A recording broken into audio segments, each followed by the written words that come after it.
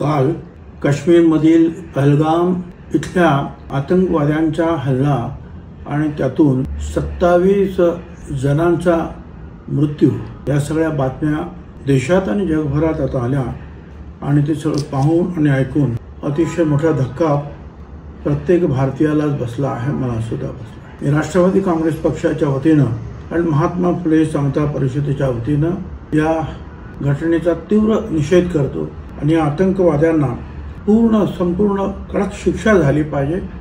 या दृष्टीनं पंतप्रधान मोदी आणि अमित शहा हे लक्ष घालतायत आणि यामध्ये त्यांना निश्चितपणे यश मिळेल अशी माझी खात्री आहे। त्यावेळेला पर्यटकांनाच टार्गेट करण्यात आलेलं आहे आणि ते करत असताना विशेषतः पुरुषांना त्यांचा धर्म कुठला आहे याची खात्री करून कधी त्यांचे कपडे काढून तर कधी त्यांना कलमा पढायला बोलायला लावून ते मुसलमान नाहीत याची खात्री करून मग गोळ्या घातलेल्या आहेत। खरं म्हणजे हा हल्ला माझ्या मते आपल्या देशावरचाच हल्ला आहे। मुंबईत झालेला हल्ला किंवा अक्षरधाम झालेला हल्ला याच्या वेळेस हा हल्ला सुद्धा अतिशय निखळून आणि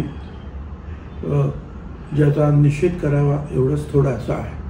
काश्मीरचं जनजीवन जे अतिशय सुरळीत चाललेलं होतं, काश्मीरमध्ये भारत सरकार आणि तिथलं जे राज्य सरकारांच्या वतीनं काही सुधारणा होत आहेत, त्यातून काश्मीरी जनतेच्या जीवनामध्ये आनंदाचे क्षण येत आहेत। हे ह्या पाकिस्तानवादी आतंकवाद्यांना पाहवलं नाही, त्यांना ते नको आहे। काश्मीरचं जनजीवन विस्कळीत करायचं, त्यांना अडचणीत टाकायचं, त्याच्यातून अराजक निर्माण करायचं आणि मग जगाला सांगायचं की बाबा हे काश्मीरमध्ये काय आहे। या हल्ल्याचा दुसरा सुद्धा मुद्दा हेतू आहे की हिंदू मुसलमानांमध्ये केवळ काश्मीरमध्येच नाही तर हिंदुस्थानामध्ये तेढ निर्माण व्हावी हा सुद्धा मुद्दा असू शकतो। माझी तर सर्व मुस्लिम संघटना आणि नेत्यांना विनंती आहे की त्यांनी अशा वेळेला कडक शब्दामध्ये या घटनेचा निषेध केला पाहिजे आणि सांगितलं पाहिजे जे बळी गेले ते आमचे बांधव आहेत, आमचे हिंदुस्थानी आहेत आणि हा हल्ला आम्ही सहन करू शकत नाही हे त्यांनी म्हटलं पाहिजे। त्यातून आपल्या देशातली एकता जगाच्या समोर येईल। अर्थव्यवस्था एकदा संपले की मग त्यातून जे अराजक आणि त्यातून दुसरे लोकल स्थानिक आतंकवादी निर्माण व्हावे हा त्यांचा एक हेतू आहेच।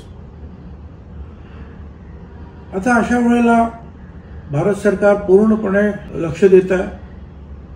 भारत सरकार आणि मला असं वाटतं की ते याचा प्रतिशोध घेतल्याशिवाय राहणार नाहीत, पण आपण सगळ्यांनी जे आहे देशामध्ये मग ते आपल्या महाराष्ट्रामध्ये शांत राहून आपल्या कुठल्याही शहरामध्ये दंगेधुपे होणार नाही, दोन्ही बाजूने याची काळजी घेतली पाहिजे।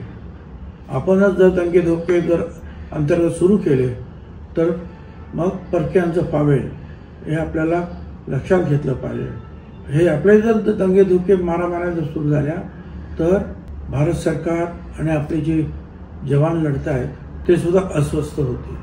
म्हणून आपण अतिशय शांत राहून पूर्णपणे भारत सरकारच्या पाठीमागे उभं राहिलं पाहिजे आणि या घटनेचा निषेध केला पाहिजे।